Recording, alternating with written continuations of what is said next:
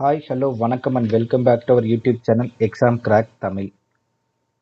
நாம் இப்போ 3 மாதத்தில் எக்ஸாம் எப்படி கிராக் பண்ணுறது அப்படின்ற வீடியோ சீரீஸில் இருக்கும். வீடியோக்குள்ளே போகிறதுக்கு முன்னாடி சேனலை சப்ஸ்கிரைப் பண்ணுங்கள், லைக் பண்ணுங்கள், ஷேர் பண்ணுங்கள், கமெண்ட் பண்ணுங்கள். வாங்க வீடியோக்குள்ளே போகலாம். வீடியோக்குள்ளே போகிறதுக்கு முன்னாடி ஒரு சின்ன மோட்டிவேஷன் கோட். நீங்கள் உங்களை ப்ரௌடாக ஃபீல் பண்ணாத வரைக்கும் உங்களுக்கு பிடிச்ச விஷயத்தை செய்கிறத நிறுத்தாதீங்க. Don't stop until you are proud. ஓகேங்களா? ஸோ பெரும்பாலும் இப்போ எல்லா எக்ஸாமும் பார்த்தீங்கன்னா ஆன்லைன் மோடுக்கு மாறிடுச்சு. அதனால் நமக்கு என்ன பெனிஃபிட்னு பார்த்தீங்க அப்படின்னா, செக்ஷனில் எந்த கொஷினுக்கு வேணால் நம்மளால் ஈஸியாக மூவ் பண்ணிக்க முடியும். Section wise time limit most of the எக்ஸாம்ஸ்க்கு இருக்குது. அதாவது நிறைய எக்ஸாம்ஸுக்கு இருக்குது, ஆனால் நிறைய எக்ஸாம்ஸ்க்கு இல்லாமலேயும் இருக்குது. ஒரு கொஷினுக்கு ஆன்சர் கண்டுபிடிச்சிட்டிங்கன்னா அதை சேவ் பண்ணிவிட்டு அடுத்த கொஷினுக்கு போவோங்க. ப்ரிப்பரேஷன் பண்ணுறதை விட இது ரொம்ப இம்பார்ட்டன்ட்.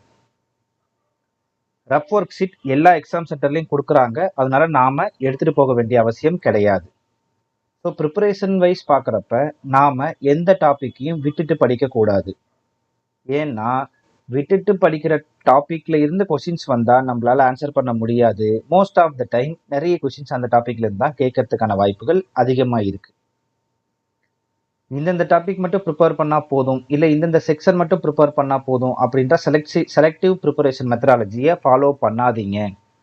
எல்லா நேரத்துலையும் அது நமக்கு கை கொடுக்காது. எல்லா டாபிக்லையும் நமக்கு நாலேஜ் இருந்தால் தான் எக்ஸாம் ஈஸியாக கிளியர் பண்ண முடியும். ஷார்ட்கட் மட்டுமே மையமாக வச்சு எக்ஸாமில் கிளியர் பண்ணிடலான்ற அப்ரோச்சில் எக்ஸாமுக்கு போகாதீங்க. ஃபண்டமெண்டலும் நமக்கு ஸ்ட்ராங்காக இருக்கணும். ஓகே, இந்த வீடியோவோட மெயின் டாபிக் உள்ள வந்திருக்கும். இன்னைக்கு என்ன பார்க்க போறோம் அப்படின்னா, ஸ்டாஃப் செலெக்ஷன் கமிஷன்ல இருக்கக்கூடிய எக்ஸாம்ஸை நம்ம பார்க்க போறோம். ஸ்டாஃப் செலெக்ஷன் கமிஷன் அப்படின்றது சென்ட்ரல் கவர்மெண்ட்ல ஒர்க் பண்ணக்கூடிய போஸ்டிங்ஸ் பத்தின, ஃபார் எக்ஸாம்பிள் இது வந்து ஒரு board of selection commissions, central government வேகன்சிஸை ஃபில் பண்ணக்கூடிய செலெக்ஷன் கமிஷன். ஓகேங்களா? ஸோ இதில் நிறைய வேகன்சிஸ் இருக்குது. அதில் எஸ்எஸ்சி சிஜிஎல்இ எக்ஸாமில் என்னென்ன வேகன்சிஸ் இருக்குது அப்படின்றத நம்ம இப்போ பார்ப்போம். ஓகேங்களா? மொத்தமாக எவ்வளோ போஸ்ட் இருக்குன்னா 37 பொசிஷன்ஸ் இருக்குது. அதில் என்னன்னு பார்த்தீங்க அப்படின்னா, அசிஸ்டன்ட் செக்ஷன் ஆஃபீஸர்னு சொல்லிட்டு சிஎஸ்எஸ், அதாவது சென்ட்ரல் செக்ரட்டரியேட் சர்வீஸில் அசிஸ்டன்ட் செக்ஷன் ஆஃபீஸர்ஸ், அதுக்கப்புறம் intelligence bureau, railways, ministry of external affairs, armed forces headquarters, அப்புறம் எலக்ட்ரானிக்ஸ், ஐடி, அப்புறம் மற்ற மினிஸ்ட்ரிஸ், மற்ற டிபார்ட்மெண்ட்ஸ், மற்ற ஆர்கனைசேஷன்ஸில் அசிஸ்டன்ட் செக்ஷன் ஆஃபீஸர்ஸ் அப்படின்ற வேக்கன்சிஸ் இல்லை பொசிஷன்ஸ் இருக்குது.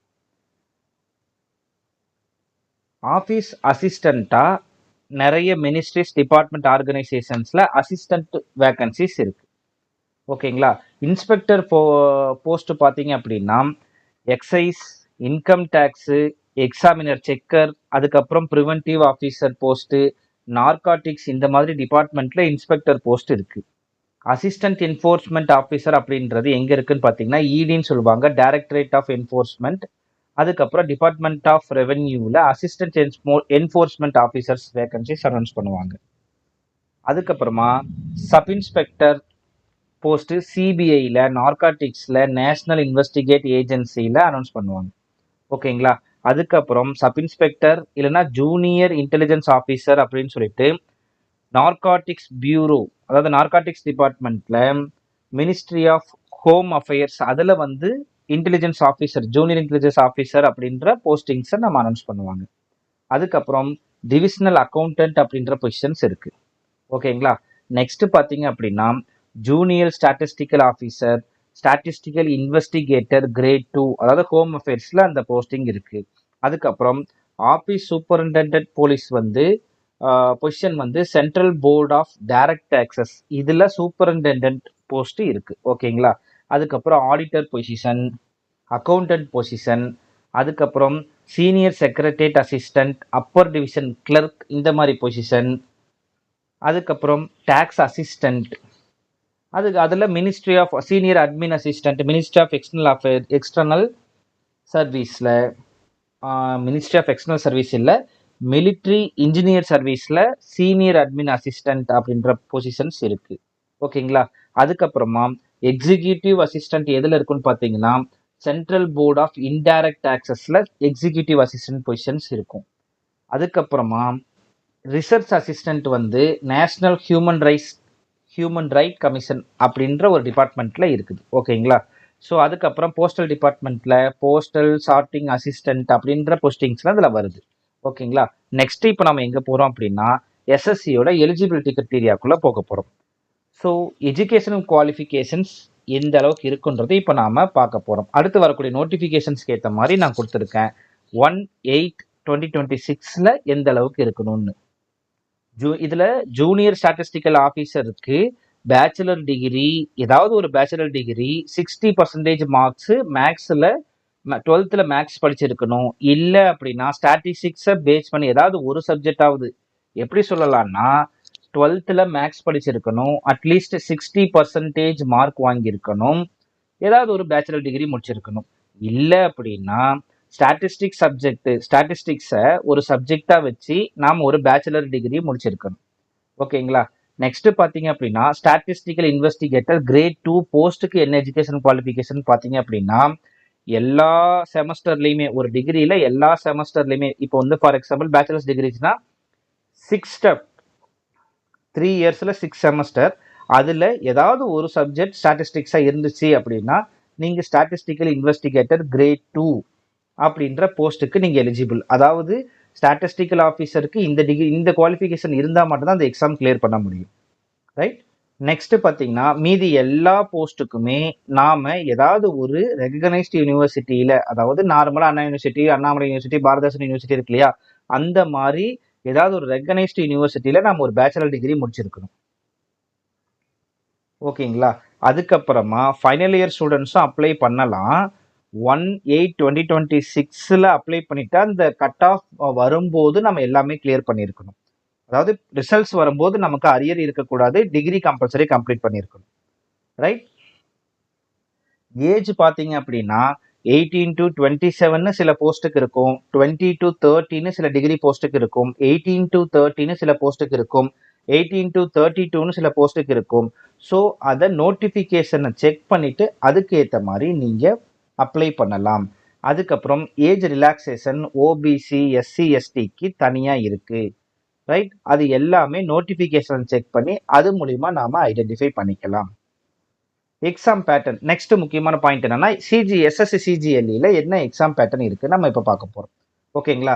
ஸோ ஃபஸ்ட்டு எக்ஸாம் பேட்டர்ன் எப்படி இருக்குன்னு பார்த்தீங்கன்னா ஃபஸ்ட்டு டயர் 1 இது வந்து written computer based written examination. அதாவது சிபிடி நம்ம கொஷின் பேப்பர் கொடுப்பாங்க, அதை நம்ம கிளிக் பண்ணி எழுதுற மாதிரி தான், கம்ப்யூட்டர் பேஸ்டு டெஸ்ட் தான் அது. அதுக்கப்புறமா சிபிடி 1 அதாவது டயர் 1 யார் முடிக்கிறாங்களோ அவங்களுக்கு தான் டயர் 2 எக்ஸாம் நடக்கும், அதுவுமே கம்ப்யூட்டர் பேஸ்டு எக்ஸாம் தான். அதுக்கப்புறம் ரிசல்ட் டயர் 1 வந்து குவாலிஃபிகேஷன் தான், டயர் 2 தான் உங்களுக்கு மார்க் எடுத்து ஃபைனல் பண்ணுறதுக்கு யூஸ் பண்ணுவாங்க.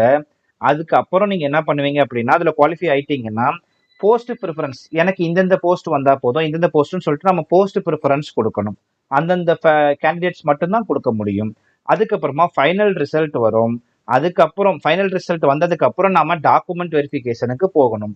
ஸோ டாக்குமெண்ட் வெரிஃபிகேஷன் போகிறதுக்கு கடைசி நேரத்தில் போயிட்டு பேர் மாற்றணும், டாக்குமெண்ட்ல அங்கே மிஸ்டேக் இருக்குது இங்கே மிஸ்டேக் இருக்குது அப்படின்னு பதட்டப்படாமல் நாம் ப்ரிப்பரேஷன் ஸ்டார்ட் பண்ணும்போதே ஏதாவது மிஸ்டேக் இருந்துச்சு அப்படின்னா அதை அப்பயே நம்ம சரி பண்ணி போக போக போக போக ஒவ்வொரு சர்டிஃபிகேட்டாக நமக்கு தேவையானதை மாற்றுறது, இல்லை நம்மக்கிட்ட இருக்கிற பேன் கார்டு ஆதார் கார்டில் ஏதோ ஒரு நேம் சேஞ்ச் பண்ணுறது, இது எல்லாமே முதல்ல பண்ணிக்கிட்டா டாக்குமெண்ட் வெரிஃபிகேஷன் அப்போ ஃபைனல் ஸ்டேஜில் போயிட்டு ப்ரெஷர் ஆகிறத நம்ம கம்மி பண்ணிடலாம். அதுக்கப்புறமா மெடிக்கல் டெஸ்ட் இருக்குது, மெடிக்கலி நம்ம கொஞ்சம் ஃபிட்டாக இருக்கணும். Right? So tier 1 examination exam pattern அப்படின்றது எப்படி இருக்குன்னு நம்ம பார்க்கலாம். ஓகேங்களா? ஸோ இதில் 4 செக்ஷன் இருக்குது. அதாவது reasoning ability, English language, quantitative ability, general awareness அதாவது ஜிகே. ஸோ ஒவ்வொரு செக்ஷனுக்கும் ஜென்ரல் இன்டெலிஜென்ஸ் ரீசனிங் எபிலிட்டிக்கு 25 கொஷின்ஸ் 50 மார்க், அதுக்கப்புறம் இங்கிலீஷ் லாங்குவேஜுக்கு 25 கொஷின்ஸ் 50 மார்க், குவான்டிடேட்டிவ் எபிலிட்டிக்கு 25 கொஷின்ஸ் 50 மார்க், அதுக்கப்புறமா ஜென்ரல் அவேர்னஸுக்கு 25 கொஷின்ஸ் 50 மார்க், ஒரு கொஷினுக்கு 2 மார்க். ஓகேங்களா? ஸோ மொத்த டியூரேஷன் பார்த்தீங்கன்னா 60 mark. So 100 questions 200 mark, 60 minutes duration. Right? So நீங்கள் ஒரு 140 இப்போ 140 150க்கு மேலே எடுத்தீங்கன்னா தான் ஸ்டேஜ் அதாவது டயர் 2க்குள்ளே போக முடியும். ரைட்? ஸோ அதுக்கடுத்து பார்த்தீங்க அப்படின்னா டயர் 2 எக்ஸாமினேஷன் பேப்பர் 1 பேப்பர் 2 பற்றி நான் சொல்கிறேன். ஃபஸ்ட்டு பேப்பர் 1 அதில் செஷன் 1ல் 3 செக்ஷன் இருக்கும். என்னென்னு பார்த்தீங்க அப்படின்னா மேக்ஸும் ரீசனிங்கும் இருக்கும். ஓகேங்களா? அதில் நம்பர் ஆஃப் கொஷின்ஸ் பார்த்தீங்கன்னா மேக்ஸுக்கு 30 கொஷின், ரீசனிங்க்கு 30 கொஷின். ஒவ்வொரு கொஷினுக்கும் 3 mark. So 60 × 3 which is equal to 180 mark. அதுக்கு தனியாக 60 மினிட்ஸ். அதுக்கடுத்து செக்ஷன் 2 ஓப்பன் ஆகும். அதில் 2 மாடல் இருக்கும். 2 மாடியூலில் இங்கிலீஷ் லாங்குவேஜும் ரீடிங் காம்ப்ரிஹென்ஷனும் ஒன்று இருக்கும், ஒரு மாடியூலில் இருக்கும். அதுக்கு அடுத்த மாடியூலில் நமக்கு ஜென்ரல் அவேர்னஸ் கொஷின்ஸ் இருக்கும், ஜிகே கொஷின்ஸ் இருக்கும். இங்கிலீஷ் லாங்குவேஜில் 45 கொஷின்ஸ், அதுக்கப்புறம் ஜென்ரல் அவேர்னஸில் 25 கொஷின்ஸ். மொத்தமாக 70 கொஷின்ஸ். ஒரு கொஷினுக்கு 3 மார்க்கு. So 210 mark. அதுக்கும் டியூரேஷன் பார்த்தீங்க அப்படின்னா 60 மினிட்ஸ். நெக்ஸ்ட் பார்த்தீங்கன்னா செக்ஷன் 3.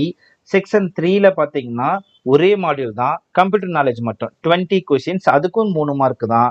ஸோ அதுக்கு டைம் டியூரேஷன் பார்த்தீங்கன்னா 15 மினிட்ஸ். மொத்தமாக கொஷின்ஸ் பார்த்தீங்கன்னா நீங்கள் 150 கொஷின்ஸ், 150 கொஷின்ஸை ஃபேஸ் பண்ணுவீங்க. ஸோ 3 மார்க் அப்படின்றதுனால 450 மார்க் உங்களுக்கு வரும். ஓகேங்களா? ஸோ 450 மார்க்குக்கு எவ்வளோ எடுக்கிறீங்கன்றதை வச்சு ஃபைனல் டெஸ்ட்டுக்கு போவாங்க. அதுக்கு அடுத்து மொத்த டியூரேஷன் பார்த்தீங்கன்னா 2 hours 50 மினிட்ஸ், அதாவது 135 மினிட்ஸ் இருக்கும். செக்ஷன் 2 பார்த்தீங்கன்னா டேட்டா என்ட்ரி ஸ்பீட், அதாவது 35 வேர்ட்ஸ் பர் மினிட் இல்லை 25 வேர்ட்ஸ் பர் மினிட். அதாவது சீனியர் ஜூனியர் லெவலுக்கு நமக்கு இருக்கணும் 30 வேர்ட்ஸ் பர் மினிட். ஓகேங்களா? ஸோ டேட்டா என்ட்ரி வந்து ஒரே tackle 15 minutes 30 words per minute நம்ம வந்து டைப் பண்ணணும். ஓகேங்களா? டைப்பிங்கில் எந்த மாதிரி மார்க் எடுப்பாங்க, அதாவது ஃபார் எக்ஸாம்பிள் எப்படின்னா 4 கீ ப்ரெஸ் பண்ணி ஒரு ஸ்பேஸை ப்ரெஸ் பண்ணால் ஒரு வேர்டு கணக்காக அர்த்தம் வரும். ஓகேங்களா? ஸோ அப்போ நம்ம கேட்கலாம் எக்ஸாமினேஷன், என்டர்டெயின்மெண்ட் இப்படிலாம் வந்துச்சுன்னா 4 கீ ப்ளஸ் ஒரு கீ ஸ்பேஸ் 5 கீக்கு ஒரு வேர்டு கணக்கு கொடுத்துருவாங்க. ஸோ அதில் நெகட்டிவ் அது இது நிறைய இருக்கு, அதை நம்ம அடுத்தடுத்து இதில் பார்ப்போம். ஓகேங்களா? இப்போ இதில் பேப்பர் 2 என்னன்னா இந்த ஸ்டாட்டிஸ்டிக்ஸ் அந்த கிரெண்ட் போஸ்டிங்ஸ் மட்டும் இருக்கிறவங்க இந்த சப்ஜெக்ட் எக்ஸாம்ஸே எழுதுவாங்க. அதில் பார்த்தீங்கன்னா நம்பர் ஆஃப் கொஷின்ஸ் வந்து 100 கொஷின்ஸ். மார்க் பார்த்தீங்க அப்படின்னா 2 மார்க் ஒரு கொஷினுக்கு. So 200 marks. மொத்த டியூரேஷன் 120 மினிட்ஸ். அதுக்கப்புறம் இதில் இம்பார்ட்டன்ட் பாயிண்ட்ஸ் என்ன, அந்த எஸ்எஸ்சி எக்ஸாம்ஸோட இம்பார்ட்டன்ட் பாயிண்ட்ஸ் என்னன்னு சொல்லிட்டு நான் ஃபைனலாக எடுத்து வச்சிட்டேன். ஒவ்வொரு எக்ஸாம் அப்பயும் சொன்னால் கொஞ்சம் கன்ஃபியூஸ் ஆகும்னு சொல்லிட்டு. ஸோ எந்த எக்ஸாமாக எடுத்தாலும் அதில் டயர் 1 வந்து எல்லாருக்குமே காமனான எக்ஸாம். டயர் 2ல பேப்பர் 2 வந்து இந்த ஜூனியர் ஸ்டாட்டிஸ்டிக்கல் ஆஃபீஸர், இந்த ஸ்டாட்டிஸ்டிக்கல் ஆஃபீஸர்ஸ் கிரேட் 1 கிரேட் 3 அந்த போஸ்டிங்ஸுக்கு நம்ம பேப்பர் 2 எழுதியாகணும். அவங்க மட்டும்தான் அப்ளை பண்ண முடியும். அதுக்கப்புறமா செகண்ட் டயர், அதாவது டயர் 2ல டயர் 2வை பேஸாக வச்சு தான் மெரிட் லிஸ்ட்டு உங்களுக்கு கொடுப்பாங்க. ஓகேங்களா? ஸோ நெகட்டிவ் மார்க் ஸ்கீமிங் இருக்கான்னு கேட்டிங்கன்னா ஆமாம் இருக்குது. டயர் 1ல் மொத்தம் 1/4 ஆஃப் த மார்க்ஸ், அதாவது ஹாஃப் மார்க் எடுத்துருவாங்க. ஏன்னா ஒரு கொஸ்டினுக்கு 2 மார்க் அப்படின்றப்ப ஹாஃப் மார்க் எடுத்துருவாங்க. அது நெகட்டிவ் மார்க். நெக்ஸ்ட் டயர் 2ல பேப்பர் 1க்கு 1/3, ஏன்னா 3 மார்க்ல 1 மார்க் போயிடும். அதுக்கு அடுத்தது டயர் 2, அதாவது ஸ்டாட்டிஸ்டிக்கல் பேப்பருக்கு 2 மார்க் அப்படின்றதுனால 0.5 நெகட்டிவ் மார்க் எடுத்திருக்காங்க. ஓகேங்களா? ஸோ இந்த எக்ஸாம்ல இந்த வீடியோவில் நாம் என்ன பார்த்துருக்கோம் அப்படின்னா எஸ்எஸ்சி சிஜிஎல்இயோட வேரியஸ் டைப் ஆஃப் போஸ்ட் நம்ம பார்த்தோம். எந்தெந்த மினிஸ்ட்ரிஸ்ல இருக்கு, எந்தெந்த போஸ்ட் இருக்கு அப்படின்றத நம்ம பார்த்தோம். அதுக்கடுத்து எக்ஸாம் பேட்டர்ன், யாரெல்லாம் எலிஜிபிள், ஸ்டாட்டிஸ்டிக்ஸ்க்கு அந்த போஸ்டிங்ஸ்க்கு யாரெல்லாம் எலிஜிபிள், எந்த மாதிரி எக்ஸாம்ஸ் கிளியர் பண்ணணும், எப்படி கிளியர் பண்ணணும் அப்படின்ற ஒரு இன்ஃபர்மேஷன்ஸ் ஓவரால் வியூ உங்களுக்கு நான் கொடுத்துருக்கேன். இதுக்கடுத்து எப்படி நாம ஸ்ட்ராட்டஜி பிளான் பண்ணி அடுத்தடுத்து எப்படி நம்ம மூவ் பண்ணி எக்ஸாம்ஸை 6 மந்த்துக்குள்ள எக்ஸாம் அடிச்சு போஸ்டிங்குள்ள போறதுன்ற இன்ஃபர்மேஷன்ஸ் அடுத்தடுத்த வீடியோவில் உங்களுக்கு கொடுத்துட்டு டாபிக் வைஸ் உங்களுக்கு கிளாஸ் எடுக்க நான் ஆரம்பிச்சிடுறேன். ஓகேங்களா? ஸோ எஸ்எஸ்சி எக்ஸாமோட ஃபர்ஸ்ட் வீடியோ, ரைட்? ஸோ இந்த சிஜிஎல்இ தான் ரொம்ப இம்பார்ட்டண்டான எக்ஸாம், ரைட்? ஸோ இதில் ஒரு எக்ஸாமுக்குள்ளே போனால் என்ன பண்ணணும், எப்படி எக்ஸாமை அட்டன் பண்ணணும், அந்த மாதிரி இன்ஃபர்மேஷன்ஸில் அடுத்தடுத்த வீடியோவில் உங்களுக்கு நான் சொல்கிறேன். தேங்க்யூ ஃபார் வாட்சிங். அடுத்த வீடியோ வரும் வரை உங்களிடமிருந்து விடைபெறுவது உங்கள் எக்ஸாம் கிராக் தமிழ்.